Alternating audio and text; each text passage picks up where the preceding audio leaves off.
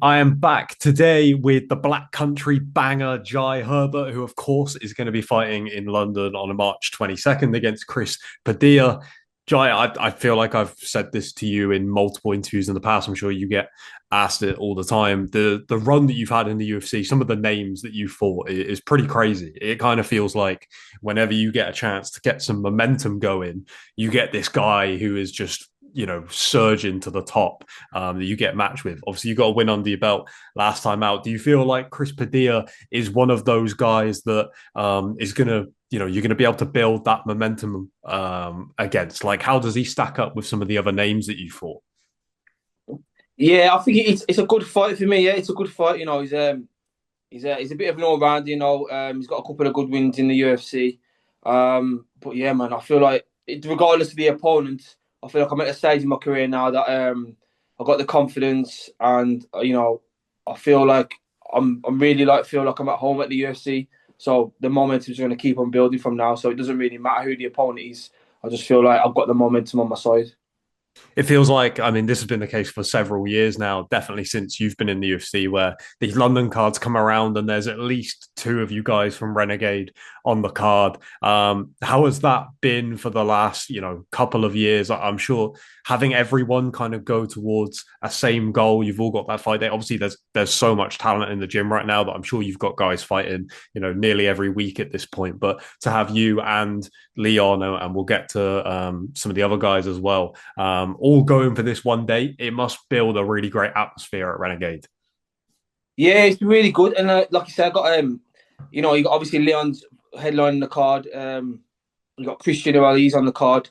So, but also I've got like more other teammates who are fighting on Cage Warriors the week. One's fighting this weekend, Aiden, and then a couple are fighting next weekend. So and they're the same weight, lightweight. So it's all it's all been great to have like everyone in camp at the same time. So everyone's like firing. So it's been hard, you know what I mean? So it's not like sometimes when you're in camp on your own and like some of my lads ain't in fight shape or so but when everyone's in fight shape, it's really good to be in that kind of situation in that camp. So yeah, man, it's been great. It's been a great camp so far. You mentioned before we get to Leon, you mentioned Christian Leroy Duncan. I wanted to touch on him for a minute. I'm probably about a stone's throw from his home gym right now in Gloucester, but obviously Oh yeah, okay. he's been with you guys at Renegade now for a little while, and I feel like he's had some setbacks in the UFC, but I feel like apart from maybe the last loss to Gregory, the fight before that, we really started to see what he's capable of. Obviously, had an incredible run in Cage Warriors, and like I said, a few setbacks, but I still feel like we're scratching the surface of what he's capable of. What's it like to have that guy in the gym, because you've got so many great athletes already, but how has he kind of mixed in with that group, and how far do you think he can go? Yeah, man. I think Christian's like an amazing athlete. He's a really good fighter. What I like about him is his style, man. He comes with everything. Elbows, jumping knees, spinning attacks, and he will grapple as well. So he's got a very good skill set, and I think it's great to have him. Right, and he travels about as well, which is good about Christian. Like, I think he's just come back. He's been in Thailand for a bit as well, training over there. So he's not afraid to go out and travel and train with different people, and to improve his skill set. And yeah, man, he's incredible. Really, really good, really top talent. So I think he's definitely. I can see him pushing to the top 15 in a couple of fights. Definitely. Yeah, I mean, I think he probably would have got it if he had beaten Gregory Rodriguez, Yeah, right? Like that's how yeah, close we are. 100%. I mean, he's a top fighter. He's Rodriguez, Gregory. So, you know, it's one of them ones in it. But I'm, like these setbacks and that will just help him push on and improve. Yeah. Talk about setbacks making you improve. Let's talk about Leon for a minute. Obviously, I think the big talking point here is going to be the change of opponent. I feel like Leon is one of those guys that is so well rounded at this point. Being Yes. being told that he's going to fight a grappler. When he was preparing to fight a striker predominantly on shorter notice than you would prefer.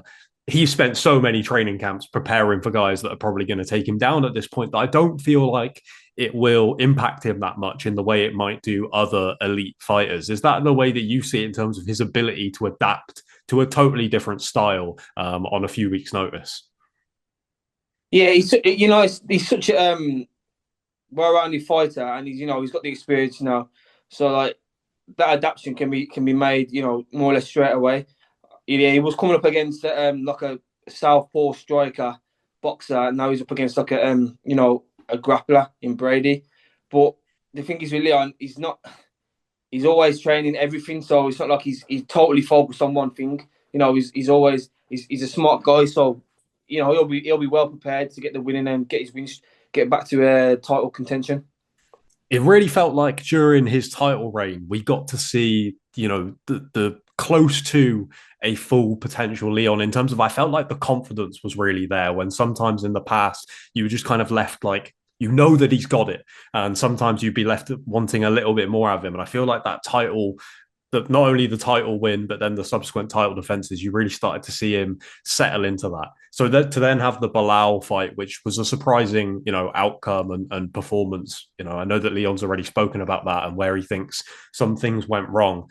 How do you think that changes this fight against Sean Brady? Not only another grappler, obviously there's going to be pressure, the fact that Leon's back in the UK, headlining in London. So how do you think that affects him, seeing as you've seen him go through all of these things up close and personal? How do you think Leon responds to that kind of stuff? Yeah, man. He's going to respond with a top quality performance. That's what he'll respond with. You know what I mean? And last time he fought in London against Usman, like he had one of his best performances I've seen. That was an incredible performance. So he's gone back there and he's going to look to put that, put the rights are wrong from the last fight, and get his title back. And I believe he'll do that. You spoke about CLD traveling around a little bit to get some work in. I know that you spent a little bit of time up with a few of the other guys like Shay and Aiden, I believe, was with you as well when you went up to Liverpool. I was going to ask about Paddy anyway, because I know that you guys were around in Cage Warriors about the same time. So obviously, same division as well. Getting some work in with Paddy, what was that like? And how do you see this fight with Michael Chandler going next month? Which is, it's crazy to me to even think that we're in this spot with Paddy so quickly. It's a testament to the hard work he's put in, that, he's co-main event against Michael Chandler in Miami. Yeah, man, it was good. Like you said, me and a few of the other lads, Shay, and me or Aiden, we went up there to next year. We went up about a few weeks, man, about 2-3 weeks. We went up there, just starting the sparring days and had some good rounds, man. Because they got some other good lightweights up there. Obviously Paddy and a few other good guys up there. So it was just good to mix it up and get some good working. You know what I mean? So yeah, it was good sessions up there. But the fight, yeah, I feel like it's a good fight. It's a crossroads fight. You got Paddy. He just got in the top 15 and that, and he's a young lad, and he's up against Chandler. He's very experienced in that, and it's crossroads fight. So it's going to be a good entertaining fight, man. Looking forward to watching that. I'm sure there's a former opponent of yours, I'm sure that you will be speaking about for a long, long time, many years to come, and have already spoken about for several years now. Ilia Topuria, obviously, is now actually officially becoming a lightweight contender. I wanted to get your thoughts on this because people will always talk about that fight and how Topuria right now looks unbeatable. And there was a moment, I think most people would agree that you put him in more trouble in that lightweight fight than anyone else has in the UFC, right? How do you think Ilia does properly moving up to lightweight? Because we saw a glimpse of that in the fight with you, but I think that, like I said, we saw some things there that we haven't seen from him at featherweight in terms of potential risks to him. How do you see him getting on as a fully fledged lightweight? I'm not sure, man. He probably do well still. So yeah, man. If his fight is done next, so that'll be a good fight. Yeah, be a good fight to watch. The final thing I wanted to touch on, we spoke a little bit already about the kind of run that you've had so far in the UFC.